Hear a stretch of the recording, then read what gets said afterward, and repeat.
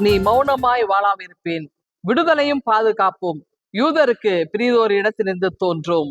Esther 4 அதிகாரம் 14 இலங்கையில இந்த விடுதலைக்கான போராட்டம் நடந்த காலகட்டங்கள்ல நடந்த ஒரு விஷயங்க.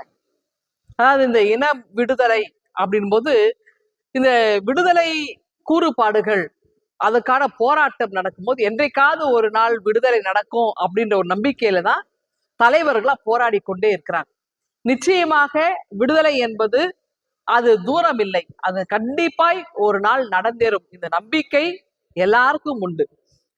அப்போ பாத்தீங்கன்னா நடந்ததுன்னா அந்த போராட்டத்துல நிறைய பேர் போராடினாங்க. இது எல்லாருக்குமே நமக்கு தெரிந்த ஒரு விஷயம்.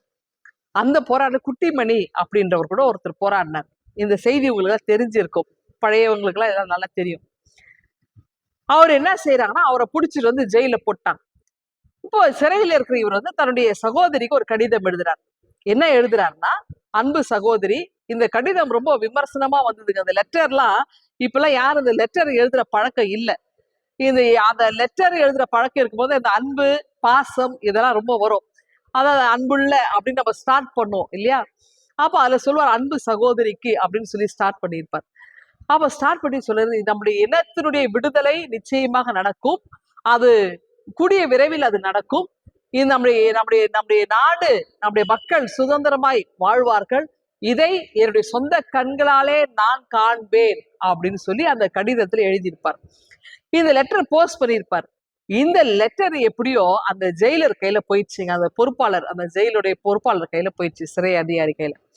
அவர் என்ன பண்ணாரு, எடுத்து அந்த உடனே படிக்கிறார். படிச்ச உடனே அவருக்கு கோவம் வந்துடுச்சு.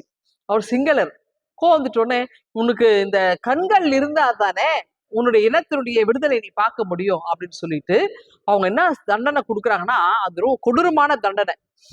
அந்த 2 கண்களையும் பிடுங்கி ஒரு தீயில எரிய விடுறாங்க. அந்த தீயில எரியுறது, உன்னுடைய கண்கள் எரியணும். அதை எரியிற அந்த மனம், அந்த புகையில எரியிற அந்த உன்னுடைய கண்கள் கொழுந்துட்டு எரியிற அந்த அந்த மனத்தை உன்னுடைய மூக்குல நீ வந்து அதை சுவாசிக்க நுகரணும். அவ்வளவு கொடுமை இல்ல அது. இதுதான் அது தண்டனை. அப்போ அந்த குட்டிமணி கவலைப்படல. தன்னுடைய 2 கண்களையும் பிடுங்கி எரிய விடுறாங்க, அது சுவாசிக்கிறார். இது மாதிரி இப்படியெல்லாம் வந்து நாட்டினுடைய விடுதலைக்காக போராட்டம் இருக்கதான் செஞ்சாங்க இல்லைங்களா? இது மாதிரிதான் பாருங்க, ஒரு இனத்துக்காக விடுதலைக்காக தன்னுடைய உயிரையே கொடுத்தவங்களாம் இருக்கிறாங்க. யார அழிக்கணும்னு நினைச்சாங்களோ அவங்க எல்லாம் ஒரு காலத்துல இல்லாமே போயிட்டாங்க, காணாமலே போயிட்டாங்க. அந்த மக்கள் சந்தோஷமா வாழ்ந்தாங்க. இன்னொரு உதாரணம் திருமறையில பாத்தீங்கன்னா, மொர்தெக்காய அழிக்கணும்னு நினைச்சு அவனுக்காக ஒரு கழுவு மரத்தை ரெடி பண்றாரு ஆமான். கடைசியில என்ன நடந்தது? யாருக்காக அந்த கழுவு மரத்தை யார் ரெடி பண்ணாங்களோ அவரே அந்த மரத்துல ஏறுறதுக்கு ஒரு சூழல் வந்துச்சா? அதுதாங்க. நமக்காய் யாரெல்லாம் எதிராய் இருந்து யாரெல்லாம் நமக்கு நாம அழியணும்னு நினைச்சு நமக்கு எதிராய் கங்கணம் கட்டி நாம வாழவே கூடாது இந்த உலகத்துல அப்படின்னு நினைச்சு நமக்கு எதிராய் சதி திட்டம் தீட்டி நமக்கு எதிராய் செயல்படுறாங்களோ ஒரு காலத்துல அவங்க இல்லாமலே போயிடும், காணாமலே போயிடுவாங்க. ஆனா கர்த்தர் நம்மை அந்த இடத்துல அழகாய் நிச்சயமாய் உயர்த்துவார். நமக்கான இடம், நமக்கு களம் நிச்சயமாய் வரும்.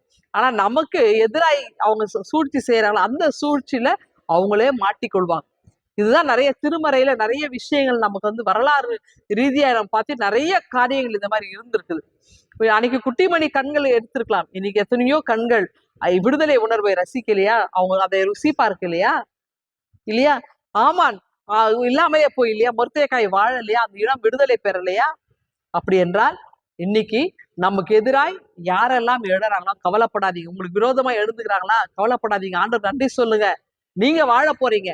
ஆண்டவர் அவங்க முன்னாடி உங்களை உயர்த்த போறார். உங்களுக்கு எதிராக எழுந்தவங்க ஒண்ணு இல்லாம போவாங்க, அவங்க காணாமலே போயிடுவாங்க. ஆண்டவர் உங்களை அவர்கள் கண் முன்பதாக உங்களை அழகாய் ராஜாக்களாக, உங்களை ராஜாத்திகளாக உங்களை உயர்த்த போகிறார். அப்படி என்றால் ஆண்டவுடைய அந்த பலத்த கரங்களுக்குள்ள நீங்க அடங்கி இருக்கணும். அந்த நேரத்துல நீங்க பெருமையை கொள்ளக்கூடாது. அந்த நேரத்துல நமக்குள்ள அந்த அகங்காரம் நமக்குள்ள வந்துடக்கூடாது, ஆணவம் நமக்குள்ள வந்துடக்கூடாது. தாழ்மை, அன்பு, இரக்கம் இதெல்லாம் நம்ம வந்து மணிமுடிகளை நம்ம சூட்டி கொள்ளணும். நமக்குள்ள இந்த தாழ்மை, அன்பு இதெல்லாம் நமக்குள்ள மற்ற உதவி செய்யணும், இந்த எண்ணமெல்லாம் நமக்குள்ள இருக்கும்போது நிச்சயமாய் ஆண்டவர் நம்மை உயர்த்ததான் போகிறார். அப்படி என்ன சந்தோஷம் இந்த நாளை துவங்குங்க.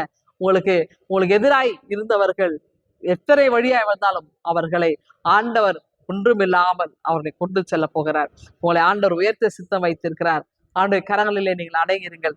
இந்த நாளிலே சந்தோஷமாய் மகிழ்ச்சியோடு இந்த நாளை நீங்கள் துவங்குங்கள். இந்த சிந்தனையோடு நீங்கள் உங்களை துவங்குங்கள்.